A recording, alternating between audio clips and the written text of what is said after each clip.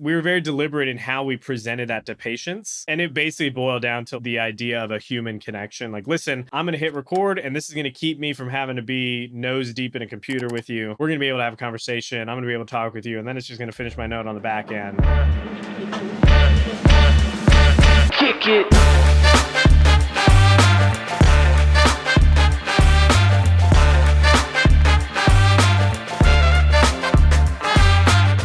Can you share kind of where your head's at just on AI as a practice owner right now, early 2026? What are you seeing out there? What interests you? What scares you? It's sort of a broader question just to see where we go from here. Yeah, it's funny. I think conversations like these tend to potentially not to age well because you don't know like what's going to actually happen over the course of the year, like just with the development of the tech and all that. So I've worked owning the practice, and that's like one area of like, okay, thinking about how do we implement AI, how much do we need to think about it, do we need to think about it, where is the best place to kind of employ it in our workflows. And then on the consulting side, I've got clients that are like have either pivoted their products into some kind of AI forward whatever because they're just trying to maintain funding or raise a round or just acquire or retain customers. I've worked with a couple in the last maybe 2 or 3 months that have like launched into the AI scribe space, which in my opinion is like just a super crowded space. Number one, it seems like there was a low hanging fruit for like clinical workflows. Like, okay, we can just ambiently record everything and turn that into notes. So a lot of companies dove into that. And then what you ended up happening or ended up seeing is like a lot of platforms that already had a customer base, like Strata now with Mako. It was just, we'll just build that in-house, right? Like there wasn't a need to like integrate or, come up with a third party solution.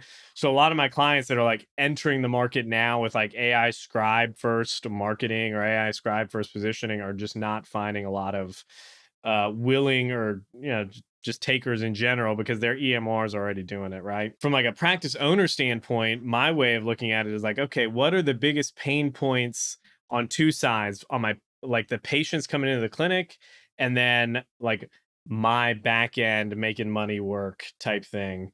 Clinicians a little bit too, except clinicians sometimes you get hit or miss, right? Like some are really, really interested in employing new stuff and some are like, I've got what's working. Why don't you figure out the AI stuff and then come to me when it's not going to ruin my workflow?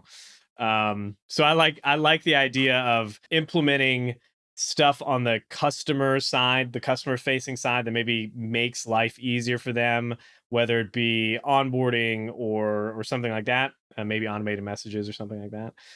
And then on the back end, like the back office stuff, like what can we do on the credentialing side? What can we do on the billing, the authorization portal piece to make life easier for us so that the patient doesn't get which I guess at the end of the day is a patient experience thing. Like the patient's not getting a surprise bill because we had more accurate information or, we're ending up not having to deal with denials or whatever. So those are the kind of the two big areas that I'm looking at. Like, what's the best way to employ it?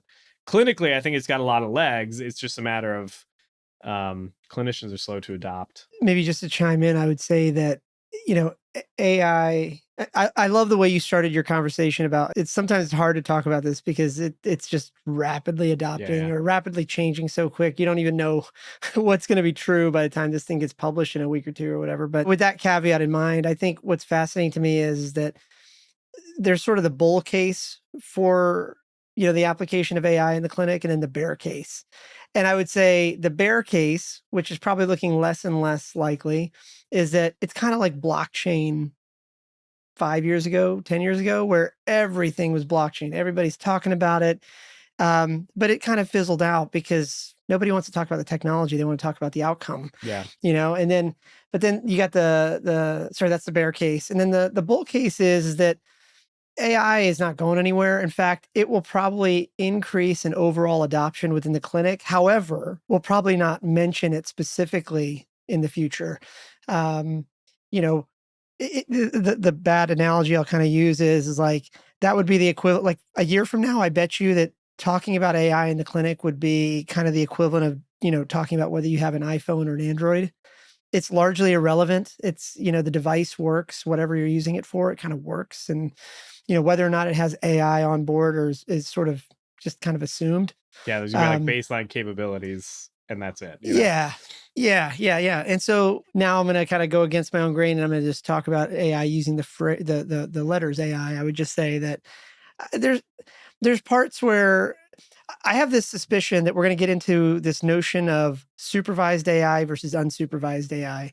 So so unsupervised would be like check in the patient with no human interaction and, guide them all the way through, put the right templates in place. It's totally unsupervised, kind of makes sense, but if it goes off the rails, it can go really off the rails and potentially piss off customer or patients or even worse, like mess up the billing. And then you got supervised AI where it's like, okay, how does it maybe it's like Clippy. You remember when we were all like, maybe I'm aging myself here. I'm Oh, I know 45 exactly now, what but you're talking about. yeah, it's like Clippy would sit there in the in the corner, and if you were like, "Oh, how do I do X?" You would like click on Clippy and be like, "How do I put bullets in or whatever?" And then it would tell you what to do. I think that's kind of where it's probably going to end up, where it's supervised, it's there to assist, maybe nudge you in the right direction, things like that. So I'm not trying to be like an old school boomer or anything like that. I'm Yeah. not against it, but I think it's I think we're kind of in those early days now Yeah. where we're just almost past the point where we're just using the word just to say the word. um, but I also think your observation is pretty on point in the sense that there's been all these like ancillary kind of companies adjacent to the practice management systems and the EMR systems that have, been struggling to kind of figure out where they're going to be. And I think in the early part of this whole sort of adoption curve of the technology, when it was still unclear how, if we were going back like 3 years, I would say in hindsight, it wasn't really clear back then whether you needed specialized engineers, and if so, maybe that made more sense to integrate with other people. Whereas now you look at kind of where we are with the technology stack, largely your existing engineering team can build AI powered tools in place now. And so it definitely has made it a little bit harder for those companies on the edges. And that's sort of unfortunate. But we'll see where that lands. I mean, we did see in the last, I think in 2025, without naming names, I mean, you guys can Google this, but in 2024 and 2025, we saw some of the other EMRs do what I would call acqui-hires, where they didn't exactly acquire a technology company. I mean, the marketing material would have you believe it was like some huge payoff, but behind the scenes, they really kind of hired the team, and acqui-hire is sort of the jargon for it. So I think we'll see a little bit more of that because you also alluded to like raising money. It's like Yeah. that's kind of what happens, right? It's somewhere between failure and success is that acqui-hire, where nobody's exactly happy with the outcome, but nobody's sad about it either. Yeah, so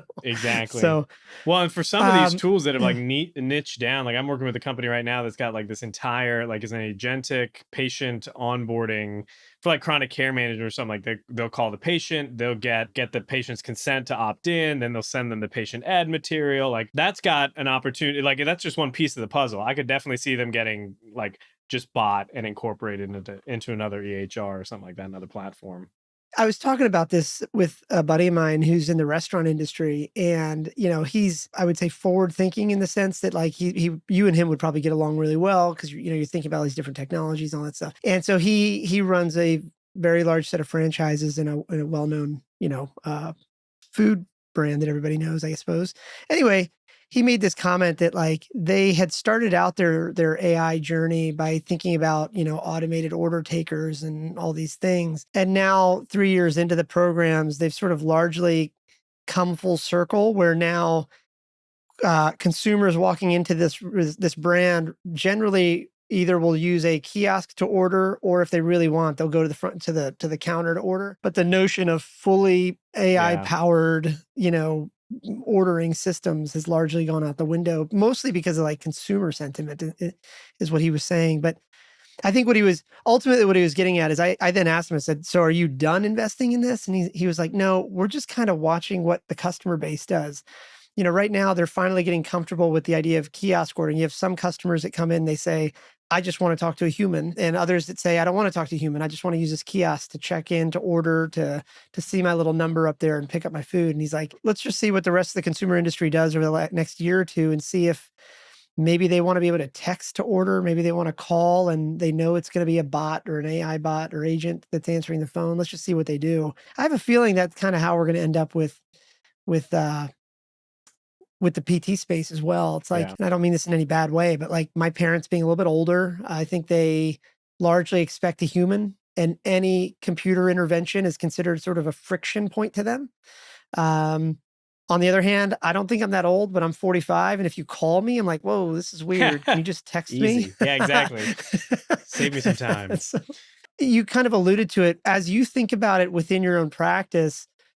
Are there, you kind of alluded to a couple things that, and maybe I'm inferring what you were saying, but Yeah. you were kind of alluding to certain places where you were comfortable with AI. Like I think you said check-in processes and maybe even like kind of the scribe sort of processes or whatever. Again, with the caveat that everything can change in the next month or so. Are there areas where you as a practice owner are thinking, absolutely not, I'm not comfortable with AI in this function or that function of a business? I think mine basically my areas of like, ooh, red flags are kind of like, let's see what happens, or involve things that are like maybe of ethical or moral dilemmas when it comes to like billing. Like the idea of AI telling my clinician, like, you probably should bill this code instead of that code. While I get it from like maybe even a compliance standpoint, if you make that conversation, I just want to have those conversations with my clinicians.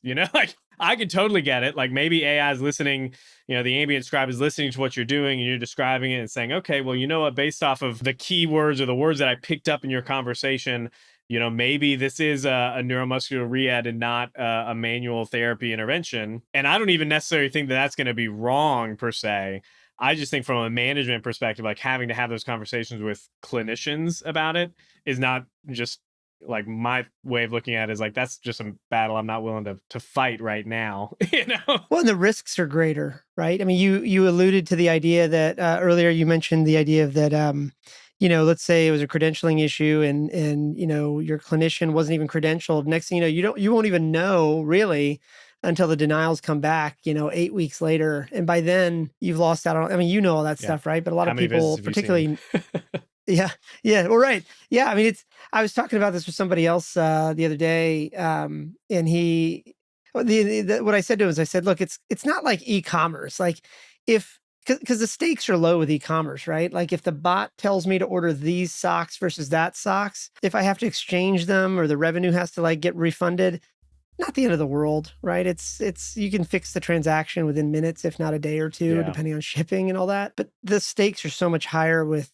rev cycle, it's, and then you got compliance, audit, all that stuff. That even that is like a gray area that nobody quite knows just yet, like how that's going to pan out. It's funny though to see like this digital arms race that's taking place. Like I don't even know how many people are really, really aware of it, but like insurance companies and payers are using AI to screen claims for, compliance issues, but denials. And I know there's like some states, like I just know this because we're in Georgia. With Georgia, I don't know if they passed it officially, but I know it was on the floor. There was a House bill that was like, it prohibits insurance companies from using AI as the sole arbiter for things that are approved or not approved or covered.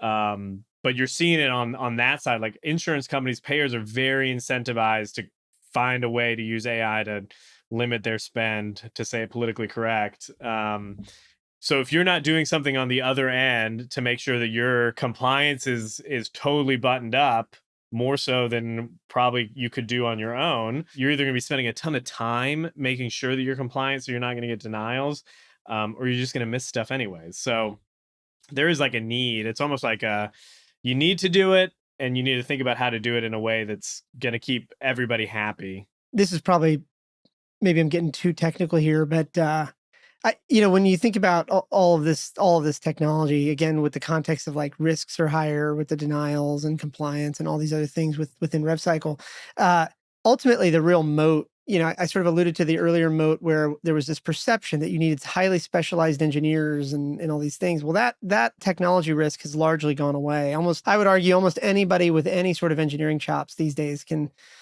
sort of integrate AI tools into their own workflows or products. Where we're at now, though, is I think the larger moat is for companies that have end-to-end data where the technology can be smoke tested against prior valid data sets. So for example, if you roll out I'm going to make this up, If you roll out a new, let's just say it's a tool for check-in processes. I'm going to make that up. Well, now if you're a practice management system and you can actually go back and say, okay, how would the tool have guided somebody in that check-in flow or these other 10,000 check-in flows over the last 12 months? What would the machine do what the front desk person did? That's where you get into like really in a really interesting kind of moat, because now somebody like us can come to you and say, here's what we think is the probability of success. 9 times out of 10, it would have done the same thing. And, the other times it wouldn't, those those did turn into denials. The human error in the loop was a denial. I'm probably going to share a little bit too much here. And I think my CTO is going to hate this, but we were debating this last week actually. And I was saying to him that from an architecture standpoint, so we are not allowing too much unsupervised AI into the product mix right now. Right now, it's mostly like, how do we bring more data and surface it in front of the clinician, for example? So, for example, to your point about charge code advice, we're not going to say you should probably do X, but where we are currently kind of heading towards is that if they're already putting in certain codes and we know that our data suggests that may not be the right code, like it's like, hey, you should just triple check that. Yeah. Like, are you sure you're picking that code right? Because you said something about shoulders, but we know that code's for knees or something like that. So we're kind of putting it in front of them. And then if they override, it's like, hey, all right, that's your call. You're the clinician. But where I was going with this is I said to him, was like, look, I worry a lot about hallucinations. For anybody that doesn't know what that means, like sometimes when you ask AI to do something, I'm going to make this up. 9 times out of 10, it's probably right. But then 1 time out of 10, it'll give you this answer that is just so far out of left field. You're like, what in the heck? And that's called a hallucination, apparently. The PR people with the AI industry are really good. So if a human did that, you'd be like, whoa, that guy, let's get him a drug test. But if a machine does it, you're like, oh, it's hallucinating, So I was saying to him, I said, hey, look, I worry that as our scale grows, that hallucinations could be a real thing. And as we were kind of talking about how to mitigate it, what's fascinating is, and I've kind of cross-checked this within my own angel investing portfolio. What's fascinating is that there's this notion where you start to create multiple instances of your let's just call it your AI stack. But in each one of them, you have a slightly different LLM that powers that stack. Like they're all individually standalone versions. And I'll just give you an example now. So let's just say let's just use this example of AI Scribe. Well, instead of having it go feed into one Mako instance with one tech stack where there is a non-zero probability of a hallucination, what you do is you simultaneously feed it into, let's say for the sake of discussion, 10 completely independent Mako instances, all with slightly different models and tweaks. You then, within milliseconds, look at the responses back from all of them. And for the sake of example, if 80% of them match up and say the same thing, you present that to the human and say, we believe this is what happened or what you should do next. Conversely, if 20% of them match up and they're all like, that 80% of them are not in agreement with what the next step is, you post something back to the human to say, sorry, the machine can't help you here. But that's probably too like nerdy right now. But I think particularly in this case with RCM, where the risks are so high and the stakes are so high with delayed revenue and stuff like that, I think the architectures are going to get really, really fascinating over the next couple quarters. Not only for us, but for everybody. I feel like, by the way, I can only have that conversation with you because you're probably one of the fewer practice owners that is plugged into this. Most people are like, I just want AI. Exactly. Like, I just want AI. What's it going to do for me? Yeah. You're like, what does AI mean? And they're like, I don't know. And you're like, okay, well, here's the letters AI. You got it. And they don't get the joke. So exactly. Yeah. We had somebody on the show a while back. This is probably maybe 2023, maybe 2024, but his name is Dr. Razmi. He's an ex-McKinsey consultant, but he's also an MD. And he wrote a book called, I think the title of the book is like Your AI Doctor. And for a while I was gifting this book to people. I was like, just the first chapter where he talks about what AI is, like it's very clear, but it also like very clearly describes how it works, what the components are, what we actually mean by AI. So when I have like clients and stuff that are talking about AI and they're trying to figure out how to, communicate it to doctors and stuff, I'm like, listen, just have them read this book, or at least take the learnings from this book and use that in your marketing, because it's very, very clear. A lot of people, they don't really even understand what an LLM is, like a large language model or whatever. Like they just Mhm. know that they can go on to ChatGPT or Gemini or Claude and say, you know, give me this, or what are the odds of this? And they're using it like a search engine, as opposed to like really understanding all of it for sure. One of the risks that exists for practice owners right now, let's just say, so again, you're pretty tech savvy and forward thinking and all that stuff, right? Let's just say you're a practice owner that's not. Like somebody else somewhere across the country is listening to this right now and they're like, I'm not there yet, right? As a practice owner, how do you think about, maybe your clinician doing something unapproved? Meaning, Yeah. like, what if I've heard from some practices where they kind of are looking the other way, but they know, air quotes, they know that their clinician is using their iPhone to record a session, transcribe it, then they're feeding it into like ChatGPT or Claude or something like that for summaries later in the evening. And then what results is a copy paste right into the EMR. Um, yeah, do you think, just broader, anecdotal question for you, do you think that, I mean, how often do you think that's happening today? Like, do you Oh, think I think it's clinicians are happening kind a of finding. ton for sure. Yeah, Especially in like the yeah, private practice space where there's less policy and procedure than like in a big hospital, or, some of these big organizations that's even like that are even blocking certain IP addresses. Like we're not doing that in the private practice space. I do think as an owner, you do need to be thinking about, even if it's like, I'm not gonna advise you to do something just on paper, but like even yeah, yeah, just so you can protect your own butt, you need to have some kind of policy in place about how you use patient. Like we just incorporated that into like our HIPAA and patient protected patient information policies and procedures. That like, okay, patient data does not leave the EHR for any reason. If it's going wherever, it's got to be. We have a safe, cloud server or whatever. Like it can only live in these couple places. You're not putting it in Chat GPT. You're not. We haven't named like specific Chat GPT, but it's like yeah, any off non-approved platform, and we have that there basically as a coverage to us. Like, listen, our policies and procedures clearly state what you can and can't be doing with patient data. That way, if anything ever did go wrong, we can point to a policy and say, listen, you were operating outside of the policy that we clearly had marked and you've been trained on and all of that. I would almost say like kind of like follow the market. Like if the clinicians are, if their behavior is showing you something, then it's worth digging into understanding how you can do it, because if you're going to keep hampering them and limiting them, they might just go somewhere else. Like it does become like a staff retention thing at some point. well, and I love that sort of tactical advice too, right? Update the employee handbook, and just sort of general HR cleanup, I suppose, Yeah, is yeah. probably the right thing to do. And you can Yeah, I even mean, use AI to give you a boilerplate policy. there you go. Yeah. It's interesting, by the way, on that topic too. It's like there's still not a lot of people talking about that.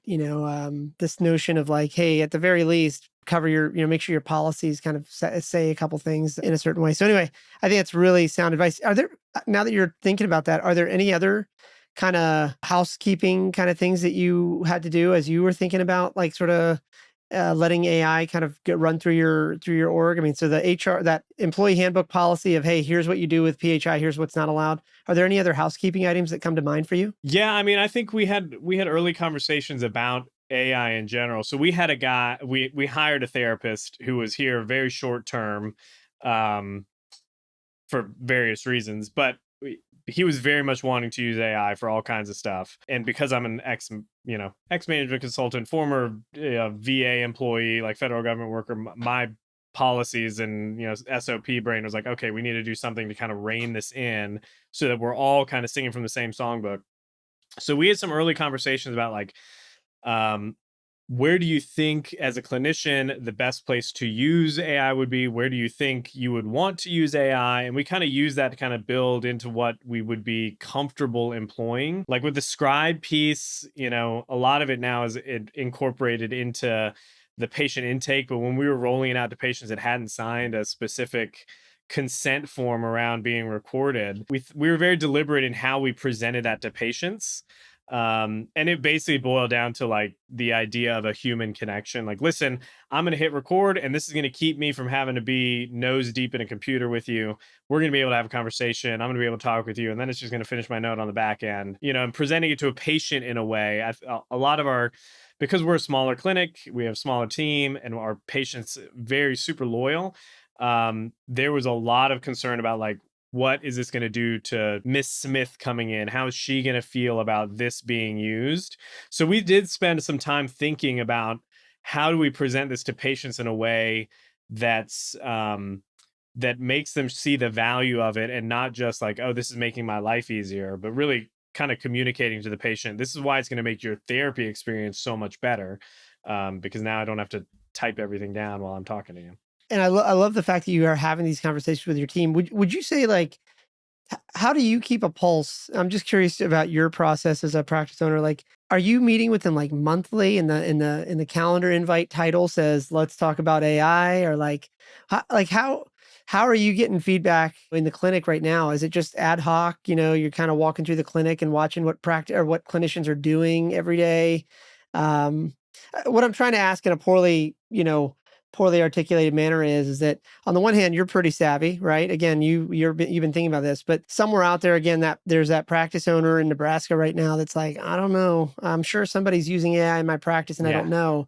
What does that feedback look like to you? Like, should they just be walking through the clinic and watching what their clinicians do? Like, should they be having a monthly meeting and just directly asking? Like, what does that look like? Without getting into like a larger management discussion, like I think as a practice owner, you need to be in the weeds every now and then, walking through and kind of just observing, because people will tell you Yeah, one thing, but their behavior will really show you what they think and yeah, what they're doing. So even yeah, though like I don't think I treated a patient last month at all. It was like the first time in a long time where I hadn't been in the clinic. But I'm still in the building a little bit almost every day. And part of that is I'm going to walk down and just kind of do the little loop and kind of, wave to all the clinicians. But I'm also kind of watching interactions, kind of seeing what's happening, kind of just trying to observe what is being used or what's taking place. And that goes for everything, not just AI. Like, oh, are we like doing, using this piece of equipment instead of that piece of equipment, or whatever it is. And then, as someone a long time ago told me, the best thing that he ever did, this is when we worked at a management consulting firm, like we had weekly, he called them round tables. And they were like, basically, we had a fully distributed team. So our whole team was remote. We were working in field offices in the state of Georgia, but like a bunch of the core members were like in Illinois and Minneapolis. They were all over the place. So we would yeah. have like weekly roundtables where it was just like, okay, these are the things on the agenda that were just standing items, like this policy or this piece of the project or this deliverable or this report. And then, we kind of just went through, everybody kind of chimed in on those, four big things we were covering every week. We don't do a weekly one, we do a bi-weekly one, but every 2 weeks we sit down and do a staff meeting, like an all hands meeting. And I've just incorporated that as one of the bullet points, talking about like front office operations. We're talking about back office stuff. We're talking about in the clinic, maybe Yeah. like equipment needs from the clinicians. Oh, and then the tech stack. Have y'all tried it? What do you think about it? What would you like to see? Is there something on the like that you have checked out that you would want to employ or want to explore? All of that kind of stuff. So it's just kind of like a regular part of the discussion. We haven't ever had like we're going to have a technology in the clinic, meeting. It's just, we just incorporate it into what we're regularly doing. That, by the way, that brings up an interesting point. You mentioned like hardware for the employees. Like, do you guys actually let me set this up a slightly different way. I was kind of stepping into, so I try to be involved in as many things as I can across the business, but as you can imagine, that just doesn't, I mean, you can't be everywhere, right?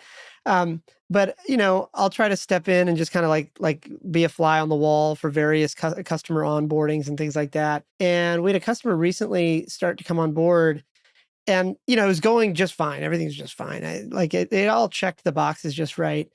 But I remember like just kind of scanning the materials really quickly, and I was like, something doesn't feel right here.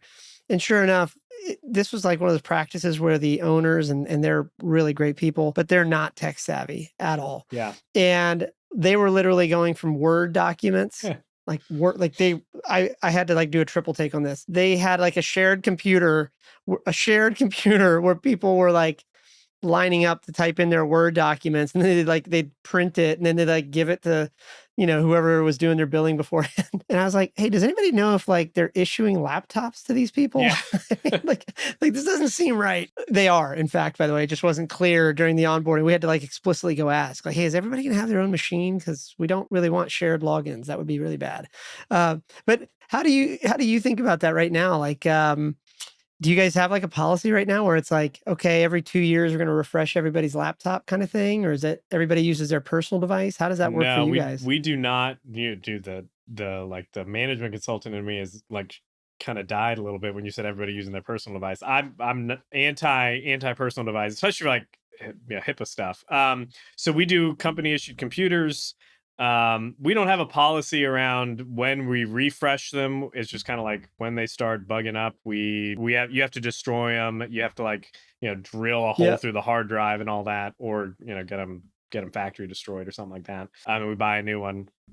And the standing policy is like, again, just like with the data going into other platforms, is like we're not doing company stuff off of company computers, especially in the clinic. So like if somebody wants to work from home or something like that, we like, you're taking computer number 5 and you're gonna go and use it through the VPN or something like that.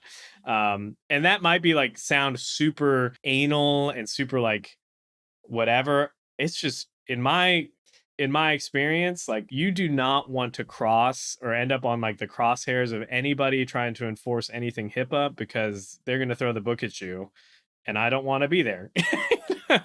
Yeah. I mean, there's like scary stories of, I mean, you've probably seen the same stuff I have. It's like somebody used their home computer to do something at a Starbucks. Like they meant really well, but that Starbucks Wi-Fi is unpassword protected. It's not password protected. We could argue that it's encrypted all day, but people find a way to like do crazy things. And next thing you Yeah. know, PHI is going across the network unencrypted, and all it takes is like one person to file that complaint, and next thing you know, you've got a nightmare on your hands. So, um, I love this, man. The Okay, so we covered quite a bit today. Everything from AI to now, employee processes and manuals. What's exciting you about, the future, other than probably hopefully never uttering the word AI Yeah, anymore, and, exactly. and just knowing that the products work. Just it's doing it. Um, yeah, it's doing it. You're more technically savvy than most of these practice owners that I get to talk to, and clearly you understand the landscape better. So obviously, with the caveat that nobody knows where technology is going to be in the next 30 days, whatever.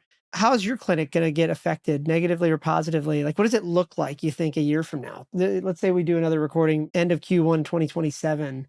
What's your like sort of your guess on what the tech stack or whatever in your practice looks like? Yeah, I think a lot of these tools that we're seeing hit the market are really just enabling something that I've been talking about for a long time, which is like this hybrid model of care, right? Where you've got the ability to give the patient the right kind of treatment at the right time, and that might not necessarily even be like PT treatment. It might be like a digital triage that kind of walks the patient through some like preliminary stuff before they even get to a clinician. And part of that might be to like control like healthcare spend on one side, but you're seeing a lot of movement towards, I don't think we'll be there in the next year, but movement towards a real push towards away from this fee for service model of healthcare, where you've got like maybe even direct to employer stuff, where the employee is getting access to some kind of platform, quote unquote, that might or might not be direct physical therapy care,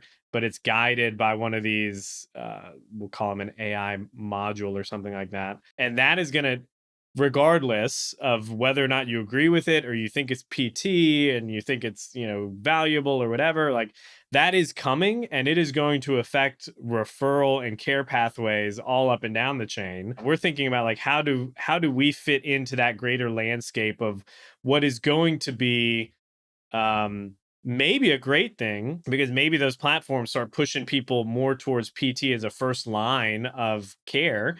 Um, but it also might mean the battle is going to be the patient base, and some of these big healthcare systems might see it as an opportunity to self-refer or to keep more stuff internal, which means that you're losing up on some of those people. It's going to be interesting, to say the least, to see what happens over the next year or two as some of that kind of rolls out. I want to leave it right there. That's awesome. I love that. All right. And then, as a refresher for anybody listening that hasn't heard any of your previous episodes, if people want to check out what you've been building, working on, what's the best way for them to reach you? Is it just follow you on LinkedIn? Sure. Yeah, I made it easy. I What's... went out and did the total dweeb move of buying my name as a domain name. So RafiSalazar.com has the links to everything: LinkedIn, Substack, the podcast, all of that. I don't know if that's a dweeb thing to do, man. I kind of joke, and look, your dad like me. I kind of joke that we all had it easy because nobody else was around in the early days of the internet, so we could get our own email, like our name as our email. And now it's like there's nothing left for our kids. So exactly, yeah, my kid's gonna be like Rafi Salazar 78346. That's right. That's right. That's a different topic, probably for a different time. But it's like everybody's will probably needs to like show what's going to happen to their domain names we'll too. Bequeath the domain to somebody. That's right. That's right. All right, man. This is always fun. Thanks for the time, and we'll get you back on for another episode here soon. Yeah, take it easy, man. Thanks for listening to another episode of Strata Stories. Strata PT combines your EMR and billing into one automated system to increase revenue and achieve a 99.99% reimbursement rate for physical, occupational, and speech therapy clinics. If you'd like to learn more about Strata PT and see how our EMR and billing services work, head over to stratapt.com to book a demo.